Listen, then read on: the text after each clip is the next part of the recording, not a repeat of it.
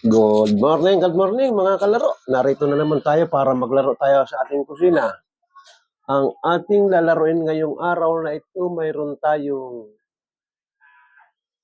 1 kilong giniling at mayroon tayong Gigi. Gigi. Yung ating giniling na baboy, gagawin natin ng alak cubana. Filipino food. Kasi Spanish, hindi tayo sanay sa Spanish food. Kaya gagawin natin itong Filipino food. Ang ating alak cubana, igigasan natin sa bawang, sibuyas, at celery. Gagamitan natin ng olive oil. Ito, gamitan natin ng olive oil.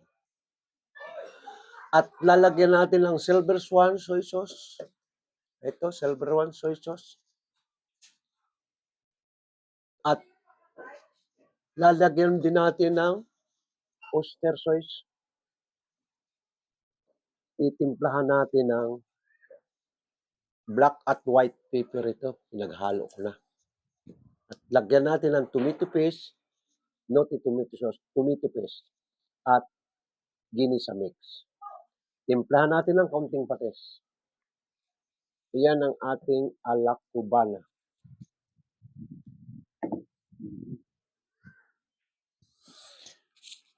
Ngayon, paglagisan na natin at kung inaakala mong ay maluluto natin, timpla natin, lalagyan naman natin siya ng green peas. Ito, green peas. Green peas at pasas. Ito, pasas. At magpa-fried tayo ng banana. Kaya, ikahawig lang banana. Alak cubana. May topping siyang saging na saba at itlog na tawagin na lang natin ng over easy o over pwede rin basta buo lang, hindi natin i-scramble, buo lang. Over easy lang talaga ito. Okay? Iyan ang ating alak cubana. Lalagyan natin ng kaunting palamuti para medyo may makikita tayo. Carrots at bell pepper. Pero ito kahit wala ito, okay lang. Ang hindi lang mawawala talaga ang banana at resin at green peas. Ito na lang ay palamuti na lang natin ito para may dating naman yung itsura ng ating luto. At paparesa natin naman ng ayan na nga, yung nauna natin binunayab, kailangan sa makapalang bulsa nito.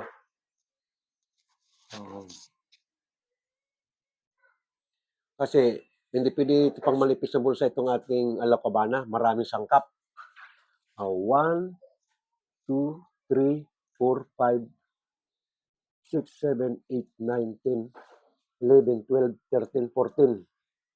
15 na klase ang ating alak cubana bago maluto.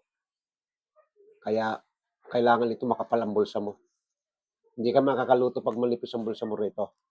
Kaya paparesa naman natin ang pang manipis na bulsa. Available sa market, isda ng bayan, Gigi. Ito, Gigi. Isda ng bayan ito. Kaya lang, kahit na Gigi ito, pinasarap naman natin ang timpla. Iminarinate ko siya sa vinegar at garlic at paminta. Wala pa nga pala paminta. Pero bawang, nandito na. May bawang nito, may suka na, may asin. Para may dating naman yung lasa natin pag kinain natin, kahit pang manipis sa bulsa lang ito, may lasa naman. Pangkaraniwang lang naman ang kanyang sangkap, suka, bawang. Ayan. Ay, ito naman pang manipis sa bulsa na ito, kahit na tuyo at kalamansi, katalo na, di ba? Tayong mga maninipis ang bulsa, ito lang ang ulam natin, katalo na tayo. Sa probinsya nga, pag walang mantika, laglag mo lang sa baga. Ang lalaglag mo lang sa baga, hanguin mo mga 10 minutes, ayun na, may inihaw ka na. Pero mas pabor yun sa mga senior. Walang mantikang papasok sa katawan. Ang karamihan ng senior, may kasama na ko noong araw sa Saudi, hindi siya mahilig kumain ng mga prito. Kundi sasabihin niya, inihaw. Ayan. Iyan ang ating paglalaruan ngayon tanghali. Okay? Mamaya naman ito si YouTube. Medyo umaga pa. Dali lang, dali lang. Magbasa muna tayo ng ating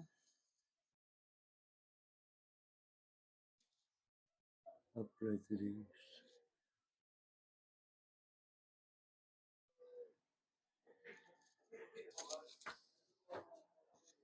Magbasa muna tayo ng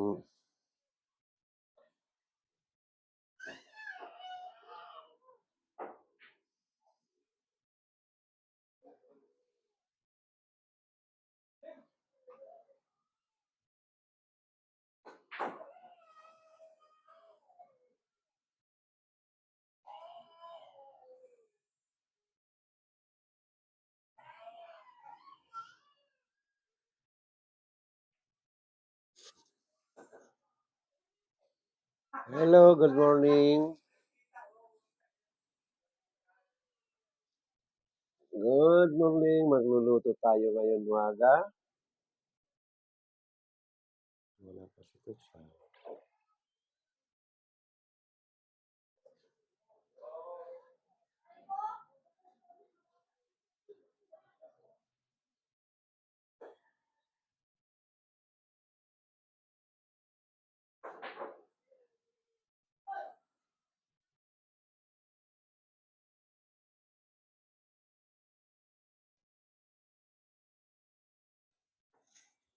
Ayan, kuya, magluluto tayo. Naka-display yung aking mga lulutuin ngayong umaga. Mahina. Hindi nakabulyo ito.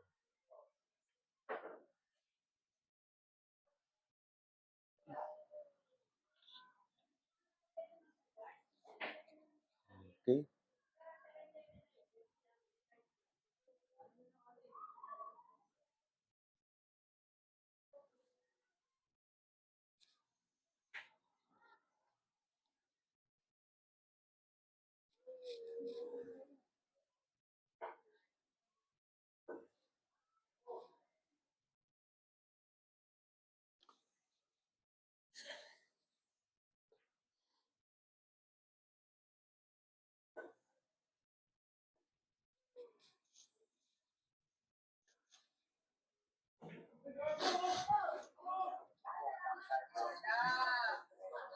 Hello, good morning, good morning. Nakaipurong ka rin, kuya.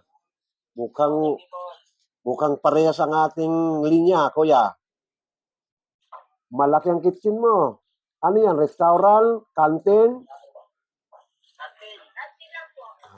Sa akin, pambahay lang ito. Ah.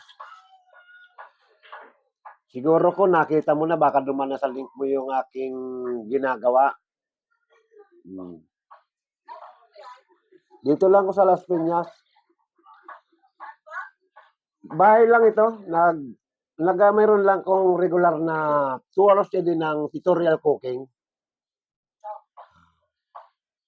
Mayroon na tayong viral na creamy chicken pastel. Nasa 1 piece na yan. Pinapalabas na sa 1 piece.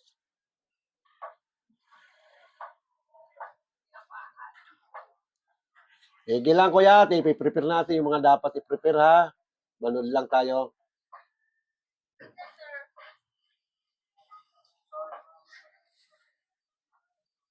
Hindi mo kapasok si Tutsa.